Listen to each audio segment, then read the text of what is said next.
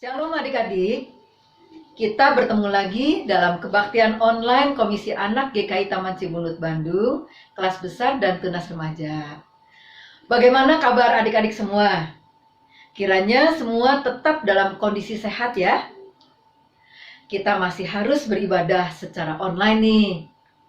Tetapi adik-adik tentu masih ingat hal-hal yang dapat membuat iman kita kepada Tuhan bertumbuh. Apakah itu? Ya, betul. Kita rajin membaca Alkitab, berdoa, dan melakukan kehendak Tuhan, baik di rumah, di sekolah, juga di masyarakat. Mari adik-adik, kita berdiri, kita awali ibadah kita dengan menyanyikan satu pujian, "Kami berkumpul memuji-Mu." Bersama-sama ya. Yuk. Dengan berdiri kita menyanyikan lagu ini bersama-sama ya.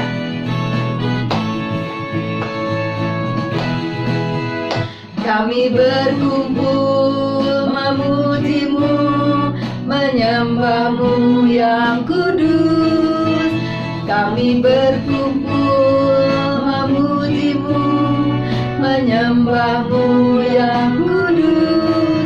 Pujilah Bapa, pujilah Anak, puji Roh Kudus, ketiga yang esa. Pujilah Bapa, pujilah Anak, puji Roh Kudus, ketiga yang esa. Haleluya,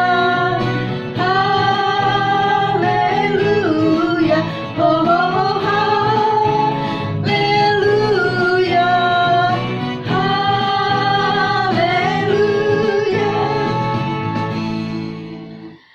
Adik-adik, silahkan duduk. Teman kita, Priscilla Damani, akan memimpin kita dalam doa pembukaan. Silakan Lala. Kita berdoa. Tuhan Yesus, sekarang kami mau ibadah Tuhan. Tuhan jagai kami dari awal sampai akhir ibadah Tuhan. Dalam nama Tuhan Yesus, haleluya, amin. Lala. Nah, adik-adik, kita bersyukur dapat selalu berdoa kepada Tuhan. Dengan berdoa, Tuhan Yesus memberikan keberanian kepada kita untuk bersaksi tentang kasih Tuhan, untuk mampu bertindak jujur dan menyatakan kebenaran. Nah, adik-adik, tema firman Tuhan hari ini adalah dengan berdoa, Tuhan memberiku keberanian. Ayat pembuka pada ibadah kita hari ini diambil dari Yakobus pasal 5 ayat 16b. Isinya apa? Doa orang yang benar, bila dengan yakin didoakan, sangat besar kuasanya. Adik-adik, doa orang yang benar, yakin ketika dia berdoa akan sangat besar kuasanya. Doa yang dinaikkan dalam nama Tuhan Yesus ya. Bersama Yesus kita dapat melakukan hal-hal yang besar. Mari adik-adik, kita bersama-sama menyanyikan lagu Bersama Yesus Lakukan Perkara Besar ya. Yuk adik-adik kita nyanyi sama-sama ya. Nyanyi di rumah masing-masing, boleh dengan keluarga, dengan adik kakak. Bersama Yesus lakukan perkara besar.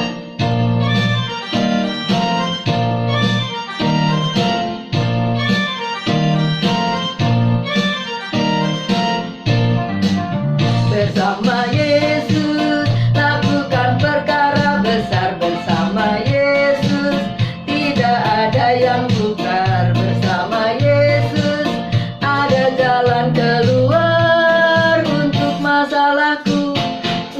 masalahmu, untuk masalah kita semua.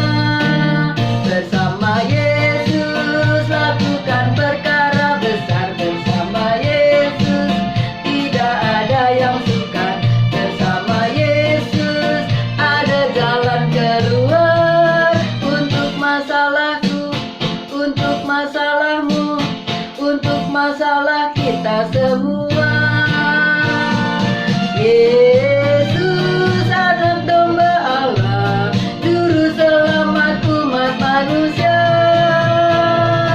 Yesus tabib yang ajaib, Dia menyembuhkan, Dia membenarkan, Dia menguduskan, Dia Raja segala raja.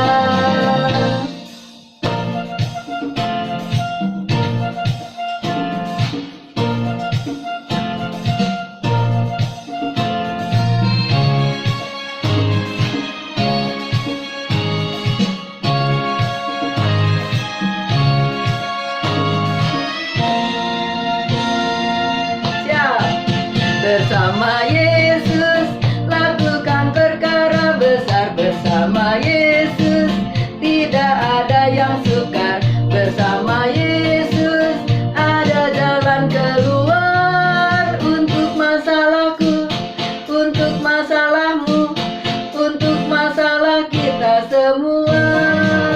Bersama Yesus lakukan perkara besar, bersama Yesus tidak ada yang sukar. Bersama Yesus ada jalan keluar, untuk masalahku, untuk masalahmu, untuk masalah kita semua. Yesus anak domba Allah, juru selamat umat manusia. Yesus tabib yang ajaib, Dia menyembuhkan, Dia membenarkan, Dia menguduskan, Dia Raja segala raja. Yesus anak domba Allah, juru selamat umat manusia. Yesus tabib yang ajaib, Dia menyembuhkan, Dia membenarkan, Dia menguduskan, Dia Raja segala raja. Dia Tuhan segala Tuhan.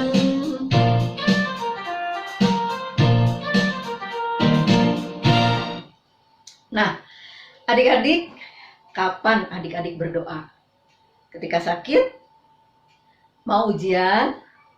Atau ketika merasa takut? Atau ketika sedang ada masalah?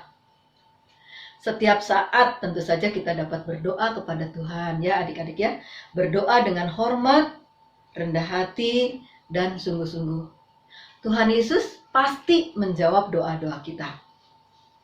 Dengan berdoa, Tuhan akan memberi kita keberanian untuk berbuat benar. Meskipun kita jadi berbeda dengan yang lain.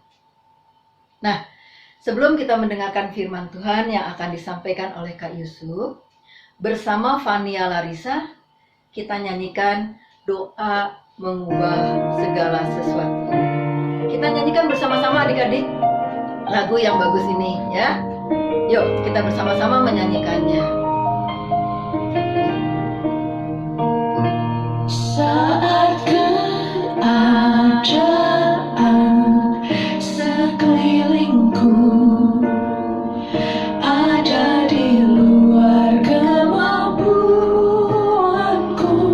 ku berdiam diri mencarimu. Doa mengubah segala sesuatu. Saat kenyataan di depanku mengecewakan perasaanku, ku menutup mata memandangmu, sebab doa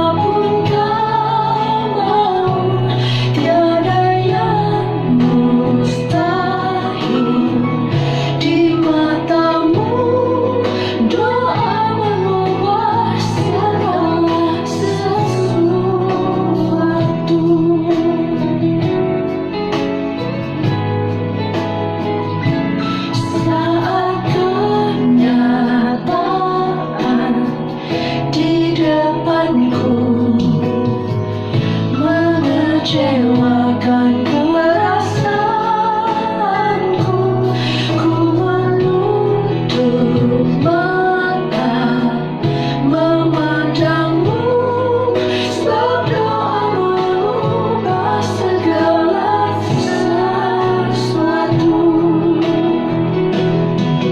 Doa orang benar bila didoakan dengan yakin besar kuasanya, dan tiap doa yang lahir dari iman berkuasa menyelamatkan.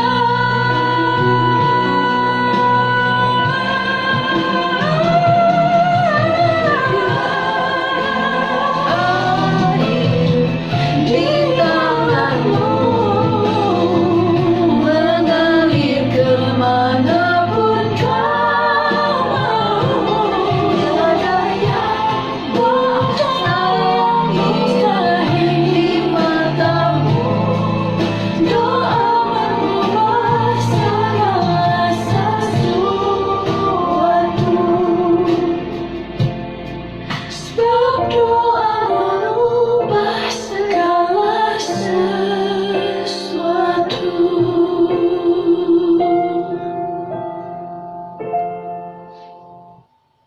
Halo adik-adik, apa kabar? Sore hari ini kita berjumpa di kebaktian online lagi. Sudah setahun 3 bulan kita menjalani kebaktian online ini. Karena apa? Karena ada pandemi yang sangat dahsyat sekali. Bukan di Bandung, bukan di Indonesia saja, tapi di seluruh dunia. Pandemi ini melanda seluruh dunia, sangat dahsyat sekali. Tapi kita percaya, selama ada pandemi ini, Tuhan pasti selalu menyertai kita semua. Dan jangan lupa, taatilah protokol kesehatan yang telah dicanangkan oleh pemerintah. Hari ini kita akan membahas firman Tuhan dengan berdoa, Tuhan memberiku keberanian. Diambil dari Kisah Para Rasul 4 ayat 23 sampai 31. Sebelumnya kita akan berdoa dulu.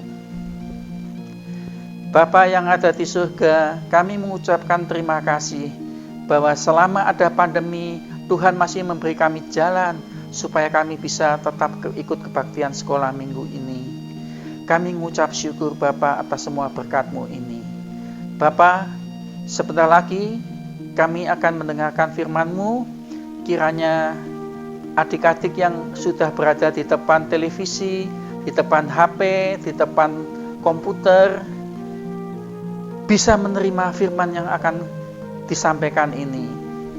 Akhirnya seluruh doa kami ini hanya kami panjatkan dalam nama Tuhan kami, Yesus Juru Selamat kami. Amin. Minggu lalu kita telah mendengarkan cerita Petrus dan Yohanes menyembuhkan seorang lumpuh di Bait Allah. Hari ini kelanjutan ceritanya. Orang lumpuh yang disembuhkan oleh Petrus ternyata gembiranya luar biasa sekali. Dia berjalan kiri, kanan, maju, mundur. Petrus kemanapun selalu diikutin. Dia tidak merasa capek sama sekali. Karena apa? Ini sangat menyenangkan sekali. Baru kali ini, baru hari ini, dia mengalami keajaiban yang sangat luar biasa. Kakinya yang biasanya cuma buat duduk saja, sekarang bisa berdiri. Wah, keajaiban, mujizat yang sangat luar biasa, yang tidak pernah dia duga. Dia tadinya cuma mengemis, sekarang dapat berkat yang luar biasa, yaitu kesembuhan. Apa yang terjadi? Semua orang melihat. Semua orang takjub. Karena apa? Banyak orang kenal dengan siapa pengemis ini. Setiap pagi dia selalu ada di pintu gerbang Bait Allah. Tapi kenapa sekarang bisa berjalan? Semua orang heran. Tapi mereka lebih heran lagi. Siapa yang menyembuhkan ini? Karena mereka cuma lihat orang ini sudah bisa berjalan. Kemudian mereka ikutin si pengemis ini, si lumpuh ini. Kemana dia pergi? Ternyata orang lumpuh itu berjalan kian kemari, selalu di sekitar Petrus dan Yohanes. Akhirnya semua orang tahu, yang menyembuhkan orang lumpuh ini adalah Petrus dan Yohanes. Nah, kira-kira Petrus dan Yohanes terasa enggak? Semua orang matanya tertuju pada mereka. Terasa sekali. Akhirnya Petrus membuat satu keputusan. Dia menegur orang-orang yang berkerumun itu. Mengapa kamu heran tentang kejadian itu? Dan mengapa kamu menatap aku seolah-olah aku membuat orang ini berjalan karena kuasa atau kesalahan kami sendiri? Jadi Petrus bilang, orang ini sembuh bukan karena aku, tapi karena ada kuasa lain. Kuasa dari siapa? Dari Yesus. Siapa Yesus itu? Orang yang telah disalibkan oleh Pontius Pilatus dan mati di atas kayu salib. Dan pada hari ketiga bangkit dari antara orang mati. Nah, itulah yang menyembuhkan orang lumpuh ini. Nah, anak-anak, semua orang bingung. Oh, kalau begitu bukan kamu toh yang menyembuhkan orang lumpuh ini? Bukan, tapi Yesus yang telah kamu salibkan itu, yang telah bangkit. Terus Petrus melanjutkan khotbahnya. Karena itu kamu harus sadar dan bertobatlah supaya dosamu dihapuskan. Nah, anak-anak, semua orang mendengarkan khotbah Petrus dengan sangat antusias sekali. Dicatat banyak orang yang percaya dengan khotbah Petrus. Artinya apa? Bahwa mereka percaya Tuhan Yesus mati di atas kayu salib dan dikuburkan, 3 hari kemudian bangkit lagi. Untuk apa? Menebus dosa manusia. Nah, dicatat kira-kira yang percaya itu menjadi berjumlah 5.000 orang. Saya mau tanya, 5.000 orang itu banyak atau sedikit? Sedikit. Wah, ini kalau yang ngomong sedikit itu tidak bisa memprediksi. Gereja kita di Cibunut kalau diisi orang sekali kebaktian itu 500 orang sudah penuh. Jadi cuma 1/10-nya. Kalau diisi 5.000 orang mau ditaruh di mana? Sampai di halaman tidak akan cukup. Jadi sangat banyak sekali anak-anak. Pada waktu Petrus lagi berkhotbah, tiba-tiba datang imam, terus kepala pengawal bait Allah dan orang Saduki. Mereka marah sekali melihat Petrus berkhotbah itu. Karena apa? Petrus berkata bahwa di dalam Yesus ada kebangkitan di antara orang mati. Jadi orang Saduki, imam kepala, tidak bisa terima akan kejadian ini. Tanpa basa-basi lagi, Petrus ditangkap. Enak aja ya anak-anak, menangkap. Merasa mereka itu punya kuasa. Kira-kira Petrus ditangkap, diapain? Langsung dijebloskan ke penjara. Karena hari sudah sore. Jadi Petrus sama Yohanes dititipkan di penjara, anak-anak. Enak nggak di penjara? Waduh anak-anak, jangan kamu sampai masuk penjara. Penjara itu gelap, bau. Terus saya mau tanya, pada waktu dijebloskan penjara, Petrus dan Yohanes itu keadaannya gimana? Sudah makan belum? Sudah minum belum? Pasti mereka lapar dan haus. Tapi yang masukkan penjara tidak mau tahu. Malam hari Petrus dan Yohanes cuma bisa apa? Berdoa pada Tuhan. Mereka mohon kekuatan. Perutnya bunyi. Menyanyi perutnya. Tapi Petrus dan Yohanes tetap setia pada Tuhan. Yohanes, besok mungkin kita bisa dihukum. Kamu siap? Siap. Pagi-pagi sekali, Petrus dan Yohanes sudah dijemput oleh pengawal untuk menghadiri sidang. Mungkin belum sempat makan, belum sempat minum. Yang penting, pengawal membawa Petrus dan Yohanes ke depan sidang. Di depan sidang sudah berkumpul banyak orang. Imam besar Hanas, Kayafas, Yohanes, Alexander, dan semua imam besar yang keturunan imam besar, semua datang.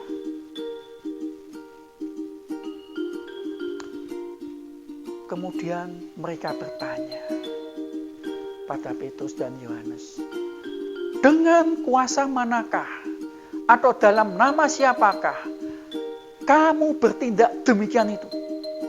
Maksudnya begini, si lumpuh ini bisa sembuh.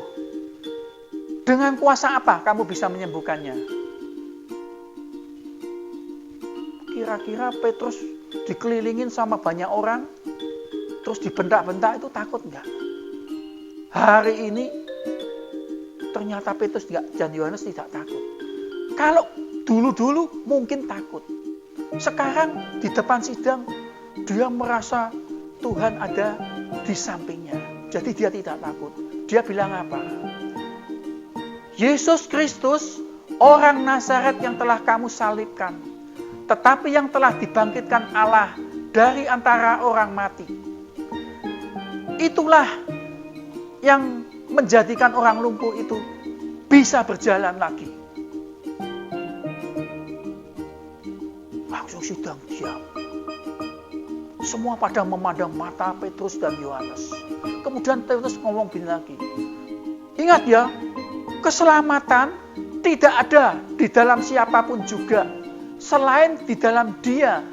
Sebab di bawah kolong langit ini tidak ada nama lain yang diberikan kepada manusia yang olehnya kita dapat diselamatkan. Jadi Petrus dan Yohanes malah mengkhotbahin, kalau kamu mau selamat, kamu harus percaya Yesus. Karena di bawah kolong langit tidak ada nama lain selain Yesus yang bisa menyelamatkan manusia. Langsung sidang ini hening. Mereka bilang, ini orang biasa, tidak punya pendidikan tinggi seperti kita. Tapi kenapa dia bisa menjawab pertanyaan kita dengan panjang lebar dan penuh hikmat lagi? Kemudian mereka berunding. Wah, kalau kita biarkan terus, mereka pasti terus mengabarkan siapa Tuhan Yesus itu. Dan berita ini bisa tersebar kemana-mana. Gimana kalau kita ancam? Kamu saya lepaskan, tapi awas ya, mulut kamu harus tutup ya. Tidak boleh memberitakan dan mengajar nama Yesus lagi ya. Oke. Ayo sini, Petrus Yohanes, dekat sini. Kamu saya bebaskan. Wah, senang Petrus dan Yohanes. Bebas ya? Ya, bebas.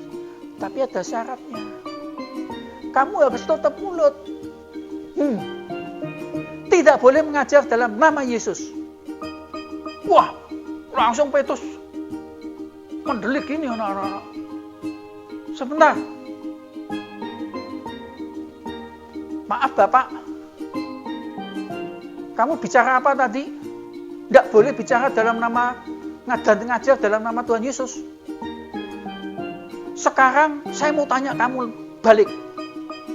Silakan Bapak putuskan. Manakah yang benar di hadapan Allah? Taat kepada bapak-bapak atau taat kepada Allah? Wah, langsung imam-imam itu juga matanya kaget. Ditanyain sama Petrus itu. Tapi kemudian mereka juga berpikir ya. Dan mereka berkata, apa ya yang harus kita dakwa supaya 2 orang ini masuk penjara? Tidak ada, Pak.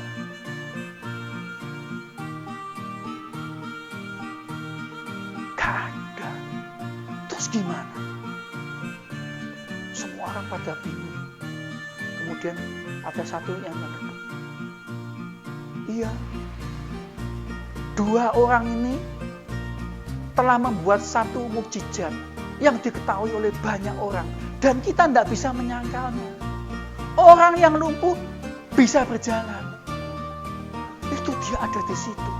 Aku juga tahu. Orang lumpuh ini sudah 40 tahun umurnya. Dan sejak lahir dia tuh lumpuh. Aku tahu. Jadi kita mau menyangkal apapun nggak bisa. Ini pasti mukjizat. Cuman kalau mukjizat dari mana, aku juga nggak tahu. Terus apa? Ya udahlah dibebaskan. Bebas ya? Iya. Tapi ya itu ancaman itu tetap harus jalan ya. Jadi Petrus dan Yohanes dibebaskan. Tapi ancaman tetap jalan. Kira-kira Petrus dan Yohanes gimana? Takut? Ya, yang penting bagi Petrus dan Yohanes, dia bebas dulu. Langsung. Saya sudah bebas ya Pak. Saya boleh pergi. Saya nggak ditangkap lagi. Karena tidak ada jawaban, semua pada melengos. Petrus dan Yohanes meninggalkan sidang. Langsung menuju apa? Rumah teman-teman atau rumah murid-murid Tuhan Yesus yang lain. Nah, di situ Petrus cerita, aduh, saya ini punya beban yang sangat berat sekali bagi saya. Saya tidak boleh memberitakan dan mengajar dalam nama Yesus. Padahal saya itu saksi bahwa Yesus itu telah mati dan bangkit pada hari ketiga. Kenapa saya tidak boleh berbicara? Semua murid-murid pada diem. Karena apa? Mereka juga bingung mau jawab apa. Jawab A, salah. B, salah. Akhirnya, gimana ya? Mereka bisa ngomong begini, yuk kita berdoa saja. Kita serahkan apa yang tidak bisa kita lakukan. Biarlah Tuhan yang menyelesaikan dan memberi jalan keluarnya. Jadi mereka itu berdoa.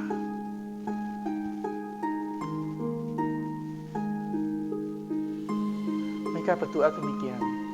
Salah satu doa, Tuhan, sesungguhnya telah berkumpul di dalam kota ini Herodes dan Pontius Pilatus beserta bangsa-bangsa dan suku-suku bangsa Israel melawan Engkau. Lihatlah bagaimana mereka mengancam kami, dan berikanlah kepada hamba-Mu keberanian untuk memberitakan firman Tuhan. Jadi mereka berkeluh kesah pada Tuhan bahwa di kota Yerusalem itu telah berkumpul Herodes dan Pontius Pilatus serta semua orang Israel yang tidak suka pada Tuhan Yesus. Dan mereka sudah mengancam murid-murid Tuhan Yesus. Tapi murid Tuhan Yesus ingin tetap mengabarkan Injil. Tapi mereka ingin penyertaan Tuhan dengan apa? Minta supaya Tuhan menyertai mereka, memberi keberanian memberitakan Injil. Nah, anak-anak, bagaimana penerapannya dengan kita semua? Saya punya masa kecil yang bisa saya ceritakan. Saya penakut, bisa jadi berani. Waktu saya masih kecil, saya kalau pengen buang air kecil, dari kamar saya ke kamar mandi, itu tempatnya jauh sekali. Karena rumahnya besar. Kira-kira ada 20 meter lebih. Dan dari kamar menuju kamar mandi itu gelap. Waduh, waktu saya masih kecil, saya nggak berani jalan sendiri. Karena apa? Takut. Akhirnya saya ketok pintu papi, kamar papi dan mami. Tok, tok, tok, tok. Papi, mami, tolong diantar dong, saya mau kencing. Papi dengan mami tidak marah, dibangunin tengah malam. Karena tahu, saya itu takut. Diantar kamar mandi, ditungguin sampai selesai. Kemudian diantar lagi ke kamar tidur.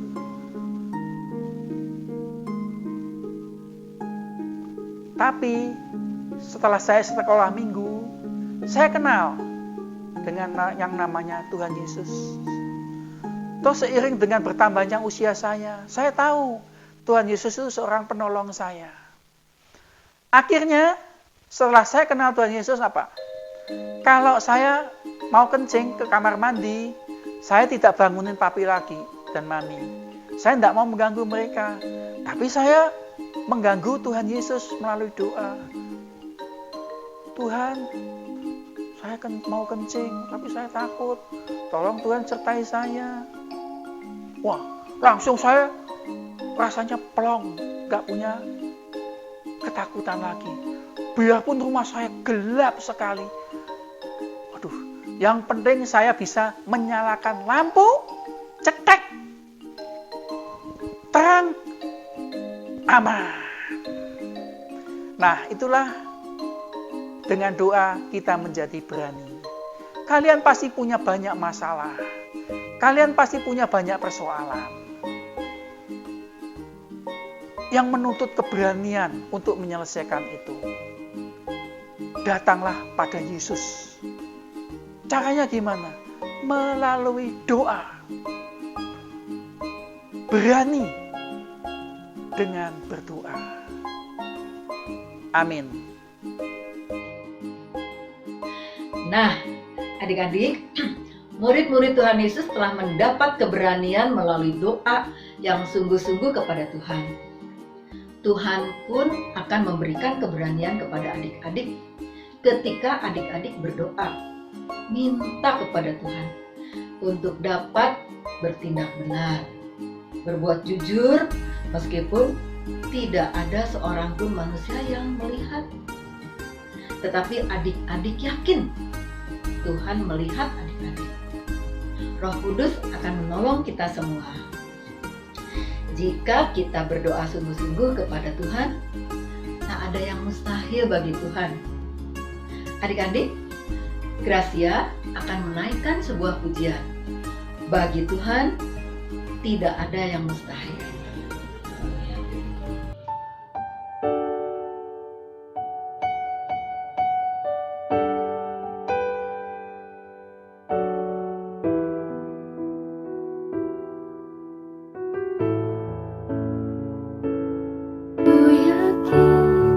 Saat kau bertindak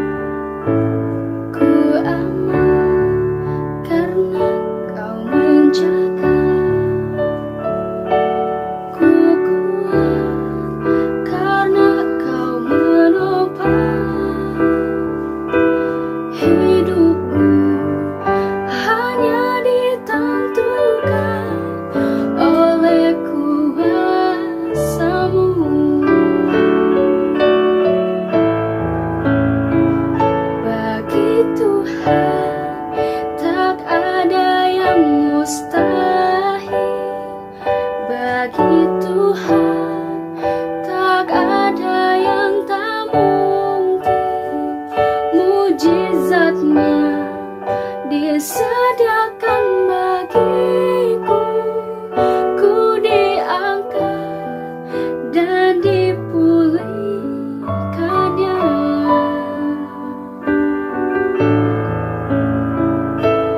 Ku yakin saat kau berfirman, ku menang saat kau bertindak.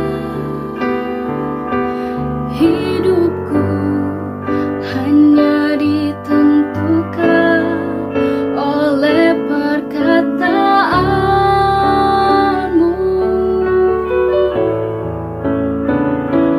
Ku aman karena kau menjaga. Ku kuat karena kau menopang. Hidupku hanya ditentukan oleh kuasa-Mu. Bagi Tuhan tak ada yang mustahil. Bagi Tuhan tak ada yang tak mungkin. Mujizatnya disediakan bagiku. Ku diangkat dan dipulihkannya. Bagi Tuhan tak ada yang mustahil. Bagi Tuhan tak ada yang tak mungkin. Mujizatnya disediakan bagiku. Ku diangkat dan dipulihkannya. Mujizatnya disediakan bagiku. Ku diangkat dan dipulihkannya.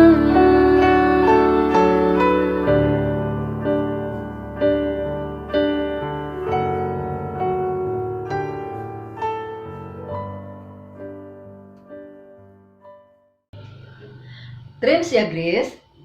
Nah, adik-adik, tiba saatnya kita akan memberikan persembahan kepada Tuhan. Adik-adik dapat memasukkan uang persembahan ke dalam amplop. Bisa dikumpulkan tiap minggu dan dititipkan melalui orang tua untuk diserahkan ke kantor gereja ya. Kiranya persembahan yang adik-adik kumpulkan dapat bermanfaat bagi pekerjaan Tuhan dan sesama. Kini saatnya kita menaikkan doa-doa syafaat kita. Adik-adik dapat mengikutinya bersama-sama berdoa di rumah masing-masing. Mari kita berdoa. Tuhan Allah Bapa kami dalam surga, puji syukur dan terima kasih kalau pada saat ini kami boleh memuji-muji nama Tuhan, boleh mendengarkan firman Tuhan. Tuhan, kami bersyukur kepada Tuhan untuk kesehatan, untuk keadaan baik yang masih Tuhan izinkan terjadi dalam kehidupan kami. Pada saat ini Tuhan, kami membawa persembahan yang telah kami kumpulkan ke hadapan Tuhan. Biarlah persembahan ini dapat bermanfaat bagi pekerjaan Tuhan dan menolong begitu banyak orang. Bapa di surga, saat ini kami juga berdoa dan ingat kepada orang-orang yang sedang sakit. Teman-teman kami Tuhan yang terbaring lemah karena sakit. Kami datang kepada Tuhan, memohon pertolongan kepada Tuhan agar teman-teman kami ini boleh Tuhan sembuhkan, Tuhan jamah Tuhan, karena kami percaya Tuhanlah tabib agung bagi kami. Ya Tuhan, kami juga berdoa untuk para pemimpin di negara kami, dari yang tertinggi hingga yang terendah. Biarlah kiranya Tuhan memberikan hikmat dan akal budi kepada para pemimpin kami Tuhan, agar mereka pun dapat melaksanakan segala pekerjaan mereka dengan tunduk taat kepada Tuhan. Secara khusus kami berdoa untuk para ahli kesehatan, para tenaga kesehatan Tuhan, para dokter, para juru rawat yang telah begitu bekerja keras Tuhan dalam menghadapi pandemi COVID-19.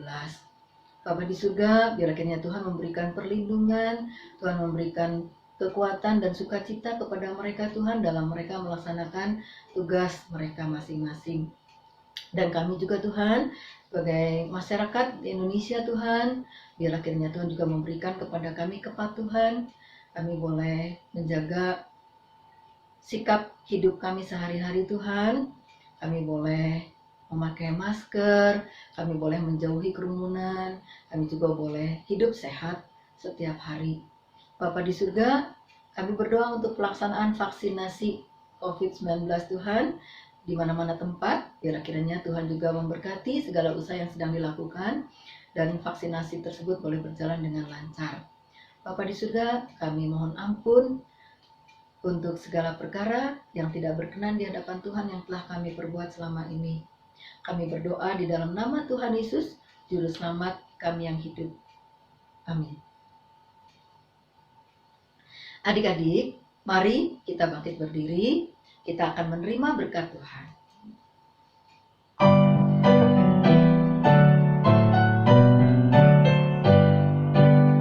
Berkat Tuhan curahkanlah dari surga dengan limpah, pimpin kami dalam dunia dengan firman-Mu yang indah. Amin.